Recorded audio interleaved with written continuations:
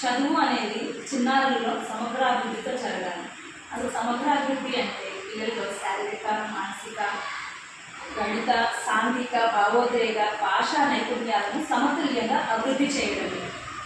వాటిలో మనం చెప్పే చదువు పిల్లల్లో డెవలప్మెంట్స్ జరిగే విధంగా ఉండాలి. అది మొదటిది శారీరక అభివృద్ధి. శారీరక అభివృద్ధి పిల్లల్లో 2 రకాలుగా జరగాలి.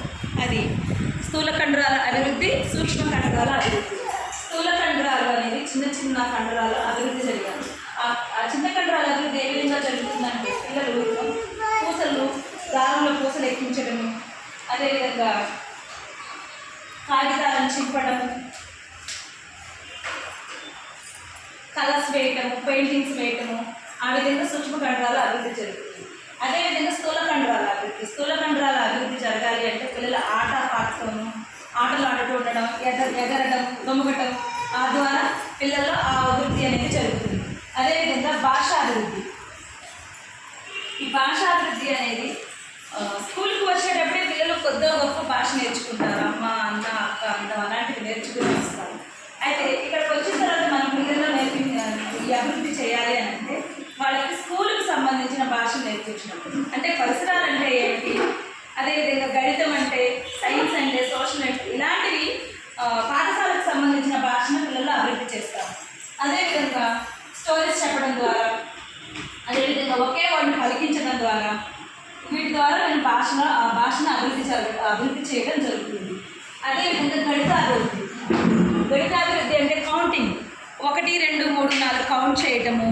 అదేవిధంగా ఇచ్చినవి లెక్కించడాన్ని ఈ గణితాభివృద్ధిలో అభివృద్ధి జరిగేలాగా చేస్తాం. అదేవిధంగా మేధాభివృద్ధిలో ఈ కలర్ ఏంటి, ఈ షేప్ ఏంటి, అలాంటివి చెప్పడం, జిగ్సావ్ పజిల్స్ చేసి చూపించడం, పిల్లలతో చేయించడం. జిగ్సావ్ పజిల్స్ అనేది పిల్లలతో చేయించడము. అదేవిధంగా ఒక దాని తర్వాత ఏమి వస్తుంది అనేది, ఒక యాపిల్ ఇచ్చి యాపిల్ని ముందు ఏం చేస్తారు, తర్వాత ఏం చేస్తారు అనేది ఈ మేధాభివృద్ధిలో పిల్లలకి అభివృద్ధి పడేలాగా మేధాభివృద్ధి సహాయపడుతుంది. అదేవిధంగా ఇలాంటివి కూడా ఈ మేధాభివృద్ధిలో జరుగుతుంది.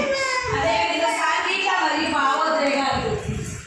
సాంఘిక మరియు భావోద్వేగ అభివృద్ధి. పిల్లలు ఒకరితో ఒకరు కలిసి ఆడుకోవడం, వాళ్ళ భావోద్వేగాలు వ్యక్తపరచడం, అంటే పిల్లలు ఆనందించడం, తర్వాత కోపము, ఇలాంటివన్నీ చూపించే భావోద్వేగాలను అభివృద్ధి పరచడం.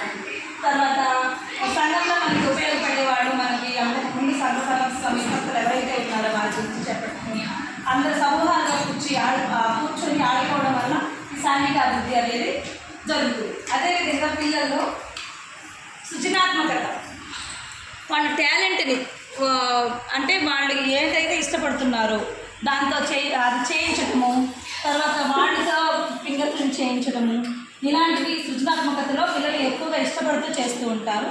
ఈ అభివృద్ధులన్నీ పిల్లల్లో సమగ్రంగా జరిగితే అది పిల్లల సమగ్ర అభివృద్ధి జరుగుతుందని అనుకుంటాం.